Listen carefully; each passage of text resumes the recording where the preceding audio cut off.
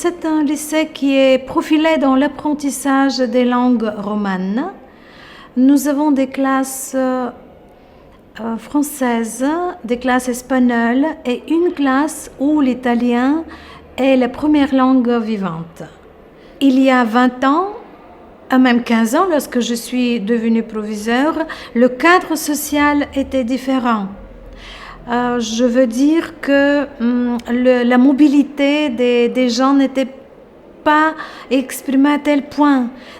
Maintenant, nous avons déjà des enfants qui partent avec leur famille, qui reviennent vers nous. Il y a des enfants, des immigrés qui viennent en Bulgarie. Il y a des enfants, de plus en plus des enfants aux besoins spécifiques. Donc, ça fait un changement qui a demandé de nous, des chefs d'établissement, une évolution dans nos capacités et l'acquisition de nouvelles compétences. Le comparatif de supériorité, il y a avec des adjectifs et adverbes, par exemple, pour les plus grands que Jean. Pietro parla più che Gianni, con i sostantivi.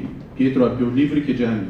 Le professeur les accueille et déclenche une petite discussion à partir du slogan du jumelage entre les deux villes, Paris et Rome.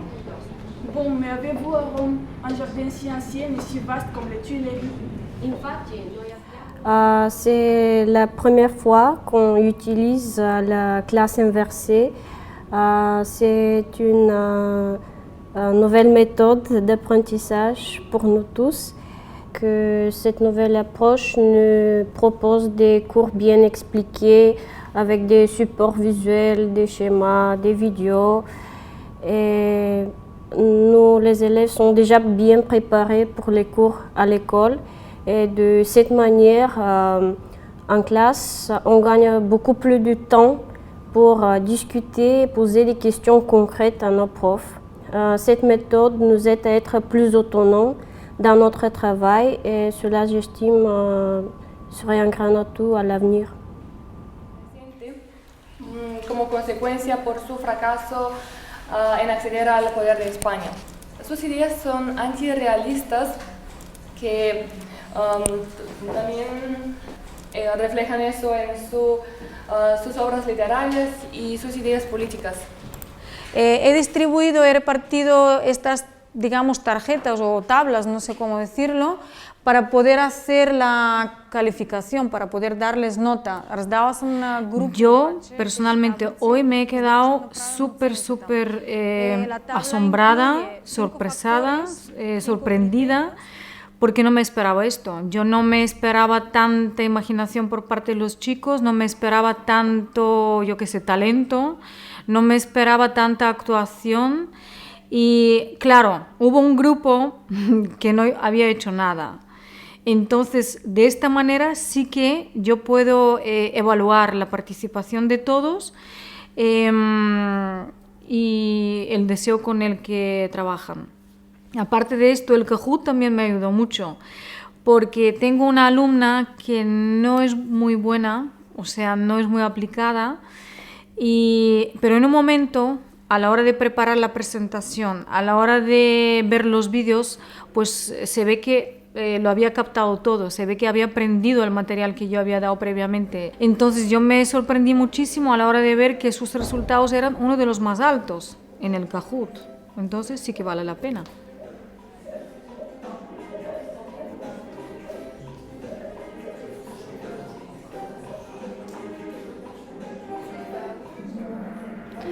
Да, има влияние, тъй като ставаме по-колективно настроени чрез групирането ни и по този начин има повече съвместна работа, всеки изпълнява дадена роля в дадения проект.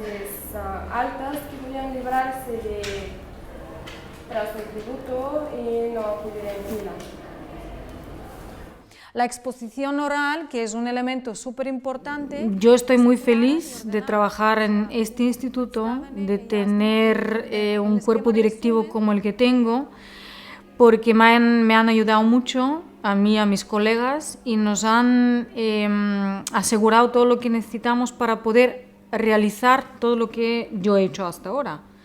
Je ne sais pas si on aura le temps, mais j'ai aussi envie de vous faire travailler en tant qu'enseignant concepteur d'une activité avec une vidéo et avec un quiz à mettre directement dans la vidéo. Donc je vous propose de vous auto-évaluer. Vous faites un quiz. Donc le quiz c'est en rouge, activité d'apprentissage, testez vos connaissances sur la classe inversée. Donc allez-y et essayez pour voir ce que ça va donner. Il y a 10 questions. On s'est donné le temps de bien comprendre ce que c'est que la classe inversée. Donc ça, c'est une formation que j'ai sur la plateforme. Et puis, je vais vous montrer le même exercice fait par moi. Les collègues qui enseignent le numérique nous aident beaucoup, mais il faut travailler en équipe pour ce type de leçon. La piazza della Concordia è una piazza più interessante di noi. Bene. L'ultima frase? La dernière phrase. Swipe. La formulation et tout ça. Pour la prononciation. Oui. Avec les enseignants, les relations deviennent plus détendues. Cela permet de discuter et communiquer avec les professeurs. Les professeurs ont plus de temps de parler en tête-à-tête ou de parler en petit groupe avec ses élèves.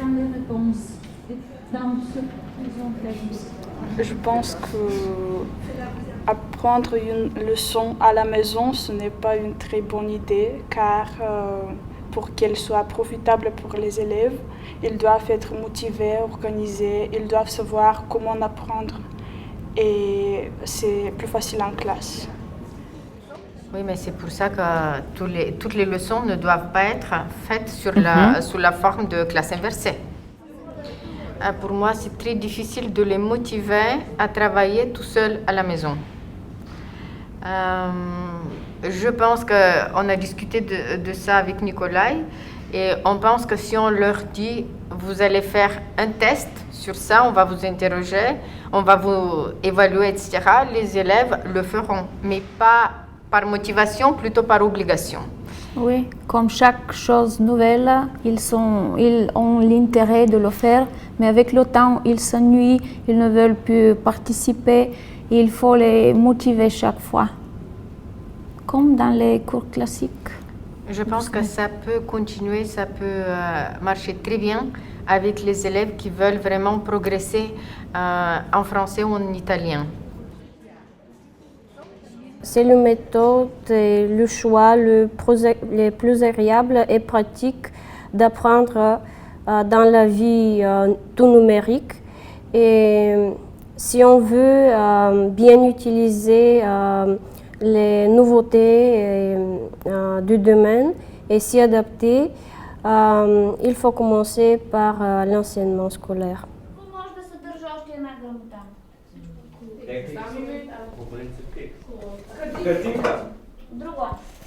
Si ça se passe bien avec les équipements, si on a Wi-Fi, Wi-Fi dans toute l'école, je crois que la classe inversée va aider les autres enseignants aussi, même s'ils ne font pas de la classe inversée, à utiliser dans certains cours les TIS et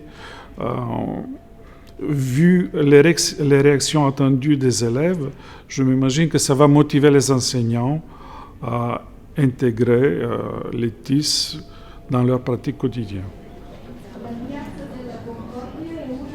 J'ai préparé des leçons pour la classe inversée, mais ça peut servir aussi à les élèves qui sont à distance.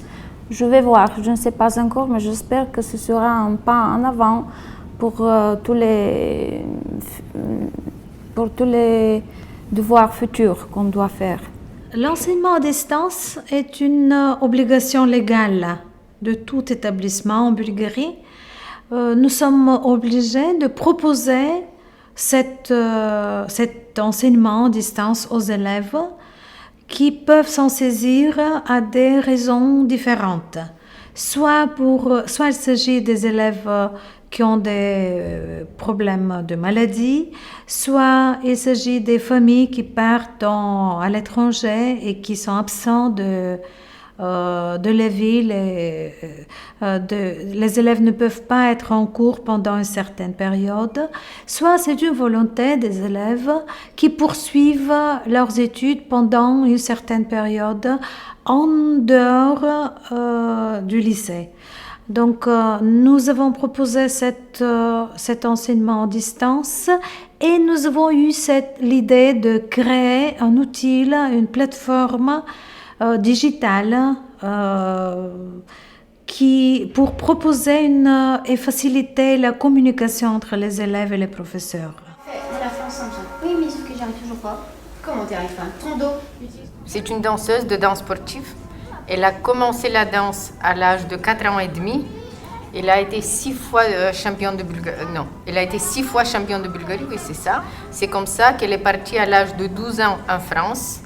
Alors, elle était obligée de faire l'enseignement à distance parce qu'elle s'entraîne tous les jours. Ça fait plus de 20 heures qu'elle s'entraîne par semaine et quand elle est partie, elle ne parlait pas du tout français.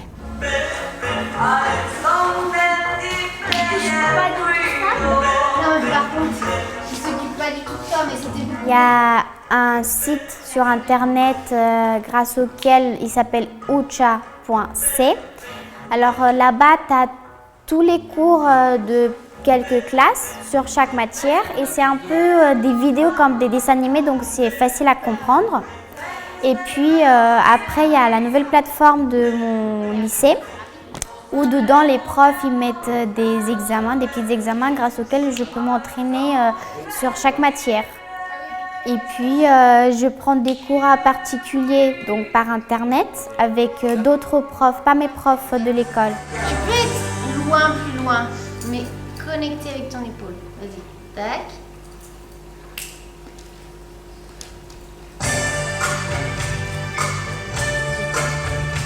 Quand tu es dans une chambre ou dans une pièce où tu fais tes devoirs toute seule, c'est vraiment compliqué à tout comprendre toute seule. Si tu as des questions, tu ne peux pas les poser. Tu n'as pas tes amis de classe auxquels tu peux aider ou qui peuvent t'aider aussi. D'avoir des cours particuliers, ça m'aide beaucoup en fait. Donc on a décidé de mettre en ligne une plateforme Moodle et de demander aux enseignants qui ont les compétences de le faire de produire un examen du type un examen blanc, de le mettre en ligne et puis de mettre aussi la possibilité sur Skype par exemple de parler, de se rencontrer en ligne ou seulement échanger des emails.